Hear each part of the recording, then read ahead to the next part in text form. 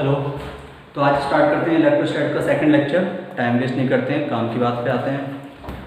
तो आपको मैंने बोला था लास्ट में कि आपको ये रोडो का एक क्वेश्चन रीड करना है।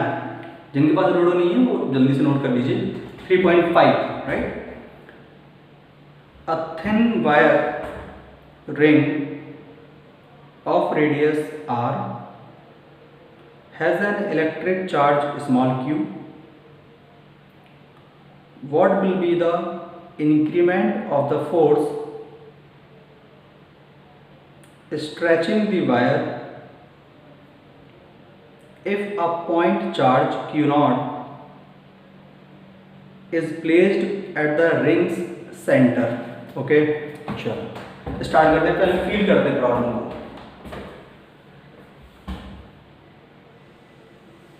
एक ऐसे रिंग दी हुई है, इस पर क्या बोला गया? चार्ज डिस्ट्रीब्यूटेड है।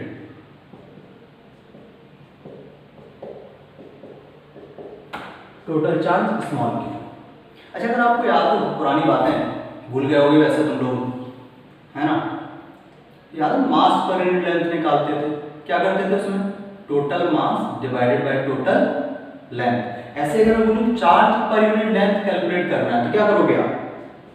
Total charge divided by total length जितने पर डिस्ट्रीब्यूटेड है, तो क्या ये 2/r पे डिस्ट्रीब्यूटेड है, राइट? और इसे हम बोलेंगे, डिनोट करेंगे लैम्डा से इलेक्ट्रोडायनेमिक्स में, जिसे बोलेंगे वहां क्या बोलते थे? मास पर यूनिट लेंथ। यहां क्या बोलेंगे? Charge per unit length. Clear? Okay.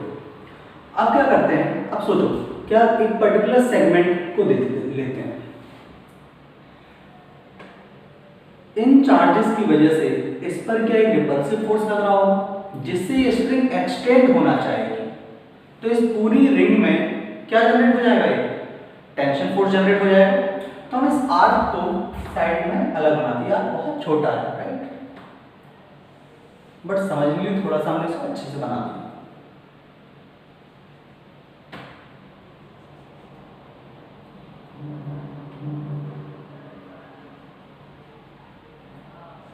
ये एंगल कंसीडर कर लेते हैं हम डी थीटा। ये एंगल भी ले लेते हैं डी थीटा। तो ये कितना हो जाएगा? Tension T. ऐसे यहां क्या हो जाएगा? Tension T.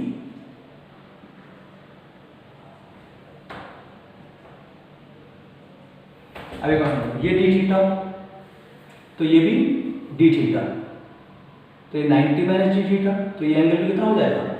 D theta. Clear? इस टेंशन का एक कॉम्पोनेंट इधर हो जाएगा टी कॉस डी थीटा, इधर भी क्या हो जाएगा? T cos theta. तो ये वाले कॉम्पोनेंट तो कैंसिल आउट हो जाएंगे। फाइनली क्या डाउनवर्ड डायरेक्शन में लग रहे होंगे? 2t sin डी थीटा, और ऊपर क्या लग रहा होगा? एक इलेक्ट्रोस्टैटिक फोर्स, रिपल्सिव फोर्स, उसे मैंने नाम दे दिया F1। तो सोचो इक्विलिब्रियम में क्या हम ऐसे लिख सकते हैं? 2t sin D theta is equal to F1 लिख सकते हैं, कोई इशू? ओके। अब हमने क्या किया? अकॉर्डिंग टू क्वेश्चन में क्या बोला कि इसके सेंटर पर एक और चार्ज क्यू नॉट सब्स्टिट्यूट करो। तो क्या चेंज हो जाएगा? सोच कर देखो, बाकी सारे सिनेरियो तो चेंज वही रहेंगे, बट क्या इस चार्ज की वजह से एक और फोर्स ऐड हो जाएगा इसके ऊपर, तो इसमें एक्स्ट्रा टेंशन क्रिएट हो जाएगी। वो change in increment of force कितना आया वही अपने को बताना है। क्लियर? तो आप स्क्रीन स्टॉप करके नोट कर लो। इसके आगे क्या करना है देखते हैं। ये जो T है, अगर ये चार्ज Q नॉट यहां रख दिया सेंटर पर, तो यहां एक और फोर्स लग जाएगा। पहले तो कितना? K Q nought dq by r square. ये dq क्या है? dq इस एलिमेंट पर प्रेजेंट चार्ज। क्लियर? और साथ ही साथ टेंशन T चेंज हो क्या हो जाएगी? Delta T। तो यहां भी क्या हो जाएगा? Delta T plus T। तो ये कॉम्पोनेंट तो अभी भी कैंसिल आउट होने, सिर्फ चेंज यहाँ पर आए। तो ये इक्वेशन, अब ये इक्वेशन ना होके सोच के देखो क्या हो जाएगी, देखो जल्दी से क्या आ जाएगा यहाँ पर, 2t plus delta T sine T theta is equal to f1 plus K Q naught by R square into D Q क्या है, इतने से एलिमेंट पर प्रेजेंट चार्ज। आप याद करिए, अगर हमें किसी पर्टिकुलर लेंथ का मास चाहिए होता तो हम क्या करते थे, total mass divided by total length, that is mass per unit length multiply by the length जितने का मास अपने को चाहिए। तो सोचो, ये तो हमने कैलकुलेट कर लिया। अब अगर मुझे इतनी लेंथ में कितना चार्ज dq है ये पता करना है, तो क्या करूं, चार्ज पर यूनिट लेंथ में इतने लेंथ से मल्टीप्लाई कर दूं तो क्या मुझे उतनी लेंथ पर चार्ज आ जाएगा। अच्छे से सोच के देखो क्या बोल रहा हूं मैं, क्लियर। तो यहाँ पर मुझे क्या लिखना चाहिए, small q upon 2 pi r into this length. अब ये आर्क लेंथ क्या होगा, angle into radius, total angle कितना है 2d थीटा। तो क्या लिखेंगे यहाँ 2d theta into r, clear, okay. तो इस r से ये r कैंसिल आउट हो जाएगा, सिंप्लीफाई करते तो हो जाएगा 2t sine d theta plus 2 delta t sine d theta is equal to f1 plus k Q nought q by R square into 2d theta by 2 pi, clear. पुराने relation से क्या ये और ये कैंसिल आउट हो जाएंगे, ठीक है। स्क्रीन स्टॉप करके आप अपना नोट कर लो।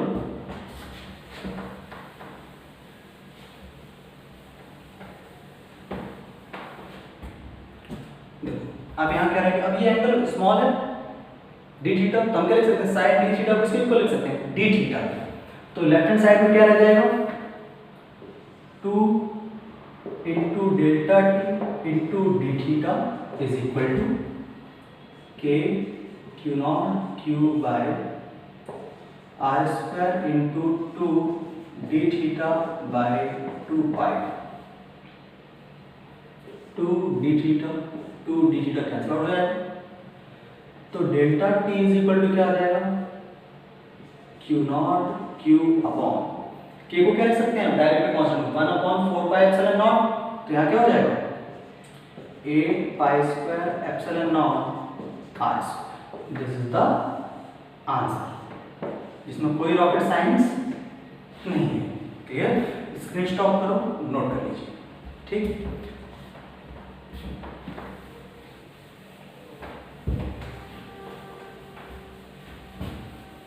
अगले क्वेश्चन की तरफ चलते हैं।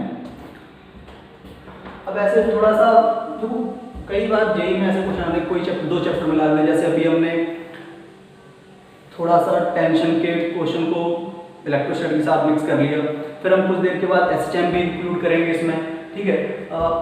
फ्लूइड मैकेनिक्स भी यूज कर सकते हैं, जैसे जो क्वेश्चन बनाते हैं। आ जाओ, देखो क्या करते हैं, इससे क्वेश्चन समझते हैं।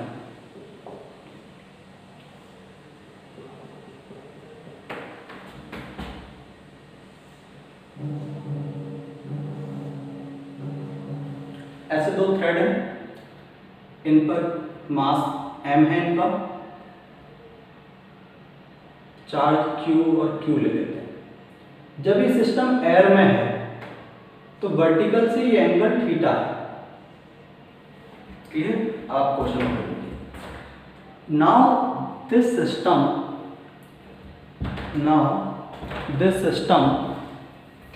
इज इमर्ज्ड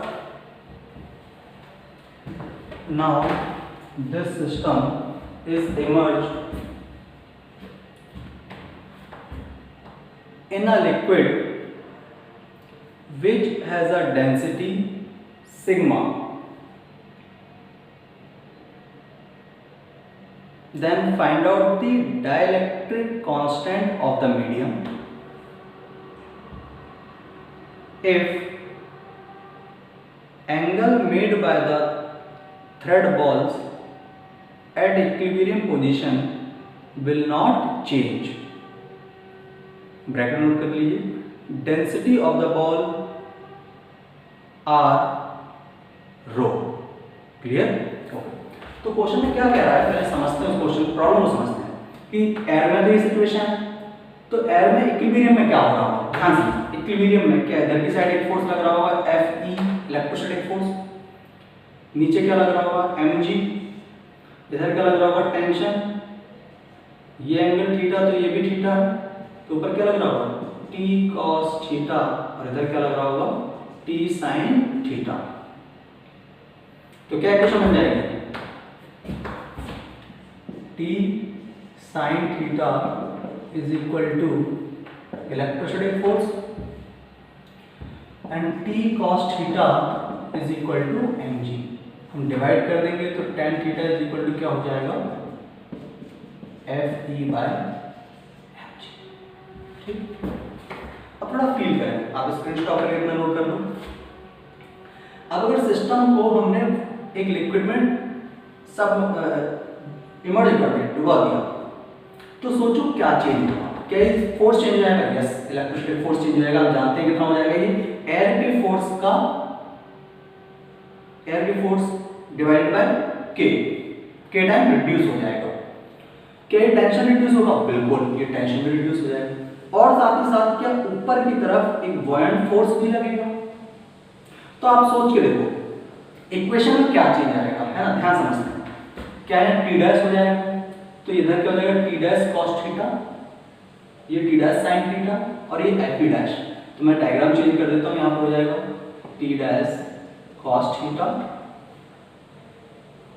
ये हो जाएगा टी डैश साइन थीटा, ये एफ डैश, इसे हम किसके इक्वल लिख सकते हैं एफ ई बाय के। देयर एफ ई हम क्या मान रहे हैं, electrostatic force in air, right, okay.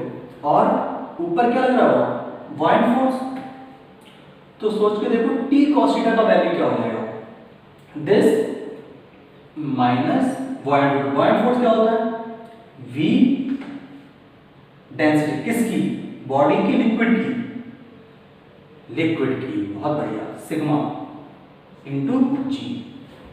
तो आप सोचो जब आप लिखोगे t sin theta is equal to this and t cos theta is equal to this और डिवाइड करोगे तो t डैश तो कैंसिल आउट हो जाएगा।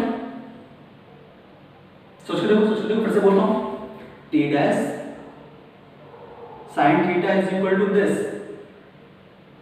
And t dash cos theta is equal to this. दोनों इक्वेशन को डिवाइड करोगे तो t डैश से लेफ्ट हैंड साइड में कैंसिल आउट हो जाएगा। फाइनली क्या आएगा tan थीटा, तो tan थीटा इसके इक्वल है, तो क्या हम ऐसे लिख सकते हैं, ध्यान समझना, is equal to F E by K upon mg minus v sigma g। Clear, कैसे लिख दिए, समझ आ गया आपको? कई ग्रेडों को समझ नहीं आया है, हर चीज लिख के बतानी पड़ेगी। T dash sine theta is equal to F E by K, T dash cos theta is equal to M G minus V sigma G, divide कर दे। क्लियर है तो ओके, तो इससे ये कैंसिल आउट हो जाएगा, तो इधर क्या हो जाएगा 1 अपॉन मास को हम क्या लिख सकते हैं, डेंसिटी इनटू वॉल्यूम, मतलब v rho g is equal to 1 by K upon v rho g minus v sigma g, vg cancel out हो गया, k इधर आ गया, तो k इज इक्वल टू क्या हो जाएगा rho upon rho minus sigma. ये अपना हो गया डाइलेक्ट्रिक कांस्टेंट ऑफ मीडियम।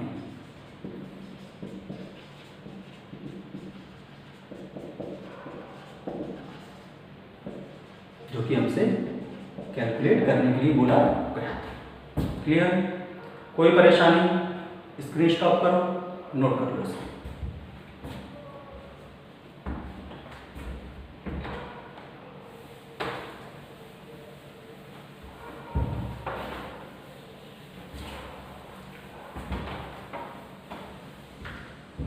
एक और क्वेश्चन करते हैं, अब हम कूलॉम फोर्स को मिक्स करते हैं एसएचएम के साथ, राइट। तो आप सबको जैसे कि पता है कई लोग मन में कह रहे हैं हमें कुछ नहीं पता है, सब भूल गए हैं लोग, है ना, इतने दिन मस्ती मार ली हम लोगों ने घर पे बैठे बैठे।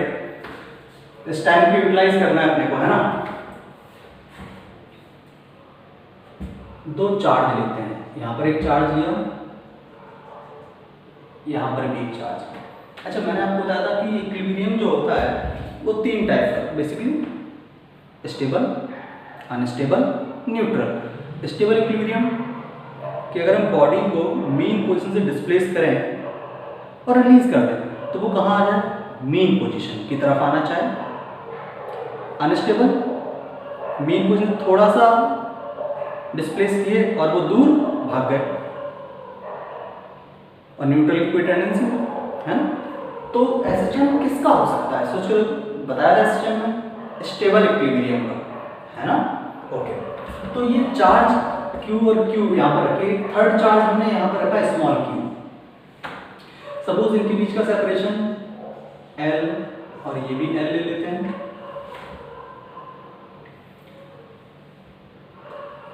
अभी ये चार्ज किस कंडीशन में, रेस्ट कंडीशन में, क्योंकि ये इस पर जितना फोर्स लगा रहा है उतना ही फोर्स ये भी लगा रहा है, इक्विलिब्रियम में सभी, है ना। कौन सा इक्विलिब्रियम है, लेकिन डिपेंड करेगा कि आप इसे किस डायरेक्शन में डिस्प्लेस कर रहे हो। अगर मैं इसको x डायरेक्शन में डिस्प्लेस करूं, ध्यान समझना कॉन्सेप्ट को, अगर इसको हमने x डायरेक्शन में डिस्प्लेस किया तो जब ये यहां से यहां पहुंच जाएगा तो इनके बीच का सेपरेशन कम हो जाएगा और इनके बीच का सेपरेशन इंक्रीज हो जाएगा। फोर्स होता है electrostatic k q1 q2 by r²। तो जो डिस्टेंस कम होगी तो फोर्स ज्यादा होगा।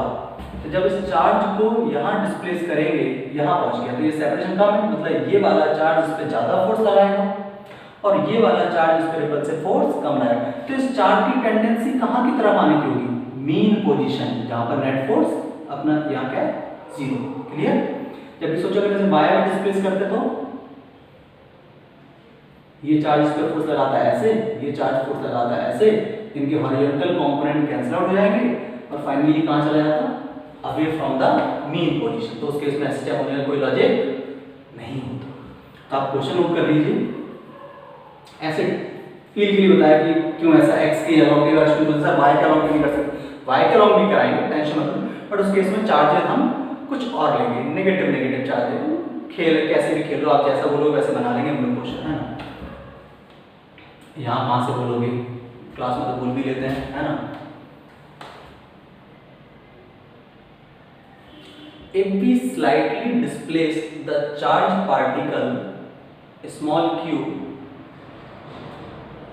along x-axis and release, then find out the time period of SHM। ठीक है, सॉल्व करना। तो SHM में हमने क्या सीखा था, सबसे पहले तो मीन पोजीशन पता करते हैं, ऑलरेडी मीन पोजीशन है। फिर क्या करते थे, इसे स्मॉल डिस्टेंस x डिस्प्लेस किया एंड इस पर नेट फोर्स लिखते थे। तो यहां सोचो नेट फोर्स क्या हो जाएगा, इस समय इसका नेट फोर्स क्या हो जाएगा, ये डिस्टेंस कितनी हो गई l प्लस एक्स, तो हम क्या लिखेंगे k q capital Q upon l plus X का whole square minus k small q capital Q upon l minus X का होल स्क्वायर। के वर्ष में सोच रहे होंगे सर ये फोर्स माइनस दिस फोर्स क्यों नहीं किया, आप ऐसे भी कर सकते हो। तो आपके में plus sine f equal to condition क्या हो जाएगी, प्लस kx।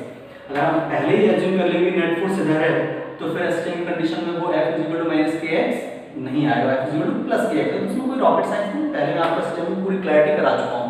क्लियर। तो नेट फोर्स यहाँ पर क्या हो जाएगा, net force is equal to हो जाएगा, यहाँ से हम k small q capital Q बाहर ले लेते हैं तो ऊपर क्या रह जाएगा,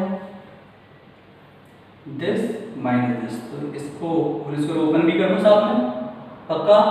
ओके, 10 पास करके आए सब लोग। यहाँ पर क्या हो जाएगा, L square plus X square minus 2lx upon में एलसीएम में ले रखा था, वो क्या हो जाएगा a plus B A minus B, तो L square minus X square का होल स्क्वायर, कोई कष्ट, ओके। फिर माइनस साइन और ये, तो यहाँ पर क्या हो जाएगा L square plus X square plus 2lx और ब्रैकेट क्लोज। ये एल स्क्वायर एक्स स्क्वायर निपट लिए। अब देखो क्योंकि L is greater than x, ऐसा तो ये 10 मीटर और ये 0.0001 मीटर, इतना छोटा, तो क्या उसे हम उसका फिर x का स्क्वायर करेंगे तो बहुत स्मॉल हो जाएगा। तो क्या इसमें से इसको माइनस करेंगे तो क्या अप्रॉक्सीमेटली कैलकुलेशन इजी करने के लिए इसे एल स्क्वायर ही अज्यूम कर सकते हैं। हाँ, इसीलिए स्लाइटली बोला जाता है सिस्टम में, ठीक है। तो यहाँ पर नेट फोर्स क्या हो जाएगा